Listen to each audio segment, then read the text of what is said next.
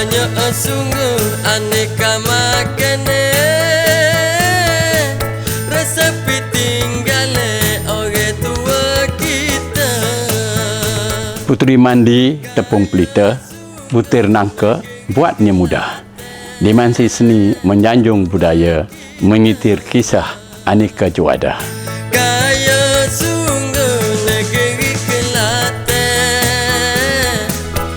kaya dengan seni budaya. Lompat tikam, nek bat, sekaya, jeruk maman, akok, jalo mas. Makanan Kelantan nikmat tak terkata, tak lapuk di hujan, tak lekang di panas. Tepung buku ngelopak tiket, tepung apel pulut serikaya. Terukailah keunikan makanan warisan Kelantan melalui video ini. Selamat menjamu selera di Kelantan. Kaya sungguh negeri Kelantan, kaya dengan seni budaya. So the winner of the first National Cuisine Challenge, and thank you to Mr. JR and the team of Taza for 2025 goes to Malaysia. Selamat datang ke negeri Kelantan, tanah serena sekebun bunga. Nasi kerabu hidangan rakyat yang terkandung padanya kisah panjang sejarah, budaya dan kehalusan amalan hidup masyarakat Melayu di Kelantan Patani. Hidangan yang masyhur ini dipercayai mendapat tempat istimewa pada zaman konflik panjang di antara kerajaan Melayu Patani iaitu Kelantan Silam dengan Siam sekitar kurun ke-18 hingga 19. Sejarawan W. Linehan, Buyung Adil dan Profesor Nik Anwar Nik Mahmud menjelaskan bahawa hubungan erat Kelantan Patani lebih kepada hubungan saudara serumpun, bukan asal satu kerajaan. Menariknya, sebahagian Raja Kelantan berkahwin dengan kerabat di Raja Patani. Pengaruh Kelantan yang kuat menyebabkan banyak budaya Kelantan meresap ke Patani dan sebaliknya. Mereka berkembar budaya dari segi logat, adat, makanan, pondok pengajian, seni makyong, namun terpisah secara geografi dan berbeza status politik. Melalui cerita lisan masyarakat Kelantan Patani, nasi kerabu pada awalnya muncul sebagai sajian para pejuang dan rakyat kampung sewaktu darurat. Perang menuntut mereka bergantung kepada sumber alam. Ulam-ulaman yang tumbuh di halaman dan hujung dapur rumah menjadi penawar lapar dan penambah zat secara semula jadi. Antara yang mudah dicapai dan tidak perlu mengeluarkan belanja yang besar ialah mentimun, bunga kantan, daun serai kayu, kacang panjang, daun kesum dan pucuk ketere. Sementara anak gadis menghiris ulam-ulaman yang sudah digetis dan dibersihkan, ibu menanak 5 pot nasi putih di dalam rendaman 7 kuntum bunga telang sebagai lambang kebersatuan, ketenangan jiwa dan azimat semangat dalam menghadapi ancaman luar. Air bunga telang digunakan untuk mewarnakan nasi menjadi biru kerana bersifat sejuk, membantu menurunkan suhu badan dan menenangkan fikiran. Ia juga menjarab sebagai penawar sakit kepala, selain membantu menajamkan daya ingatan dan penglihatan. Sebab itulah sehingga kini, ahli pondok tradisional mengamalkan minum air rendaman bunga telang sebelum menghafaz kitab kuning, bukti betapa mereka menghubungkan alam dengan ilmu. Selain bunga telang, turut digunakan daun mengkudu atau pucuk kemudu yang menghasilkan warna kelabu kehitaman. Tidak terkecuali pucuk sitam atau dalam dialek Kelantan tersohor dengan sebutan pite atau di sesetengah tempat dipanggil kita, turut digunakan untuk menghasilkan warna ungu. Ada kalanya digunakan air kunyit segar untuk menghasilkan warna kuning pada nasi.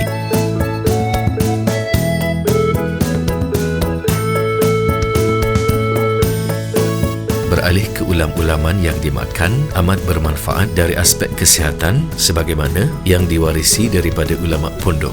Mentimun ialah ulang wajib dalam hidangan nasi kerabu. Mentimun segar dicincang pada permukaan lalu dihiris membentuk jejari sebagai penawar segar di celah-celah rasa tumis yang berempah. Dalam tradisi perubatan Melayu, mentimun terkenal dengan sifatnya yang sejuk dan tinggi kandungan air, mampu membantu menyejukkan badan, menurunkan suhu dalaman dan melegakan dahaga, amat sesuai untuk pejuang dan rakyat menikmatinya pada musim gawat. Dalam perubatan Pondok Patani, ada juga yang mengamalkan hirisan mentimun sebagai penawar panas badan anak kecil, bahkan dijadikan param atau tampalan di dahi untuk meredakan demam.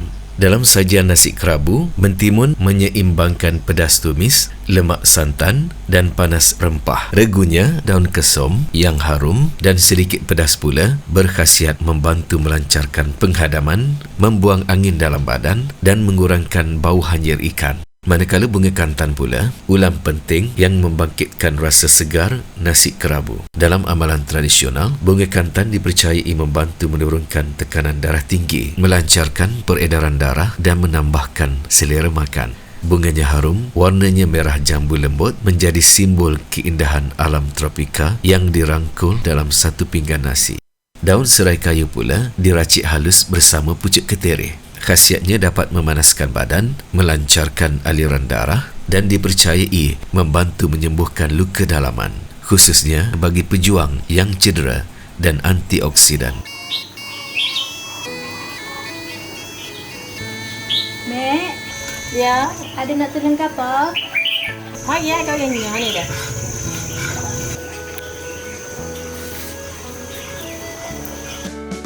Hidangan nasi kerabu tidak lengkap tanpa sambal kelapa. Ayah mengupas sebiji kelapa yang sedang elok dan kemudian diparut halus. Ibu menggoreng isi kelapa parut sehingga perang dan berbau wangi.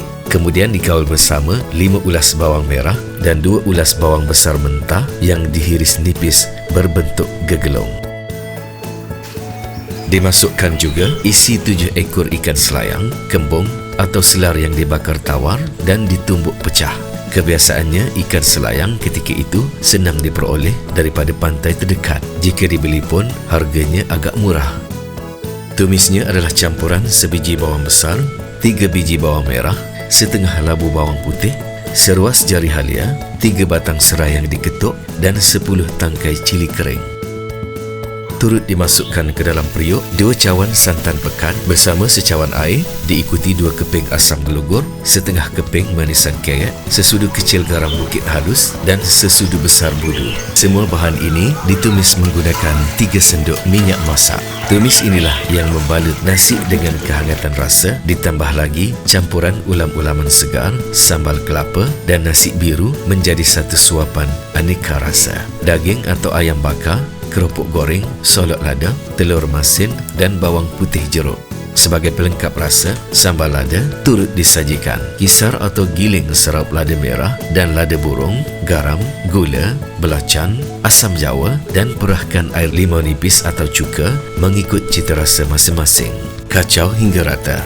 Menariknya, nasi kerabu juga mempunyai kaitan dalam tradisi rohaniah. Ketika menikmati nasi kerabu, sama ada ketika sarapan maupun makan malam, ulama di wilayah Semenanjung Timur Laut sering menasihati rakyatnya untuk mengikat jasad dengan jiwa melalui amalan zikir dan surah tertentu. Falsafah nasi kerabu berkemuncak apabila ulama Patani mewariskan amalan surah Al-Insyirah dan surah Al-Fil sebagai senjata batin. Ketika zaman perang, amalan membaca surah Al-Insyirah pada rakaat pertama dan surah Al-Fil pada rakaat kedua, khususnya ketika solat sunat subuh. Istiqomah diamalkan kerana Nabi Muhammad SAW bersabda, 2 rakaat fajar lebih baik daripada dunia dan seisinya. Dalam sejarah surah Al-Fil, Allah Subhanahu wa Ta'ala mengutuskan burung ababil dari arah laut segerombolan kecil mirip burung walid atau balsan yang membawa misi besar mematahkan tentera bergajah. Menurut Hasan Al-Basri dan Al-Qatadah, ababil bermaksud amat banyak dan Mujahid pula menafsirkannya sebagai berselera. Ini menjadi tanda bahawa bantuan ilahi hadir dari arah yang tidak disangka-sangka menutup jalan musuh dari segenap penjuru. Inilah simbolik kerabu daripada hirisan ulam-ulaman, nasi kerabu yang kecil berserak di laman, namun bila dikumpulkan dalam satu dulang menjadi penawar lapar dan lambang kekuatan akar masyarakat kampung sewaktu perang. Kecilnya ulam Besarnya berkat demikian ibarat burung ababil, kecil saiznya tetapi memikul beban besar menjatuhkan angkuh tentera bergajah. Setiap burung ababil membawa 3 batu sebesar kacam hams dan adas, 1 di paruh, 2 dicengkam di kaki. Batu ini dijatuhkan tepat ke sasaran, memecah gagahnya pasukan Abraha. Dalam tafsir, batu itu disebut sijil, kerikil panas neraka, sebagai petanda bahawa musuh kebenaran tidak akan terlepas azab walaupun dilindungi gajah perkasa. Dalam tafsir Ibn Kathir, tiada yang selamat daripada batu ababil. Ada yang binasa seketika, ada yang hancur perlahan-lahan ketika melarikan diri. Abraha sendiri tidak terlepas daripada menerima kecelakaan. Hari ini di Kelantan dan Patani, nasi kerabu masih menjadi ikon di pasar pagi, warung kayu di tepi jalan, bahkan di majlis-majlis kerajaan. Kemuncaknya, nasi kerabu dipilih sebagai hidangan utama yang menarik perhatian juri antarabangsa dalam pertandingan World Chef National Cuisine Challenge 2025 yang berlangsung di Dubai pada 24 hingga 27 Mei 2025. Pasukan Malaysia menggondol gelaran Best National Cuisine in the World sekaligus menyingkirkan pasukan Syria yang menjadi naib juara dan Perancis tempat ketiga. Demikianlah kisah sepinggan nasi kerabu, selaut hikmah perihal orang Melayu melazimi tradisi memakan ulam dan herba serta memanfaatkannya ketika musim perang. Selagi ulam disubur segar di birai dapur, selagi bunga telang mekar di pagar, selagi lisan istiqamah berzikir dengan surah dua alam, warisan ini akan terus berdenyut di nadi Melayu Patani Kelantan, mengajar kita bahawa hidup ini harus berakar pada bumi dan bersujud pada Ilahi. Ayo boleh tepat aku nyonge tua dan muda, kaya sungai negeri Kelantan, kaya dengan seni budaya, bekal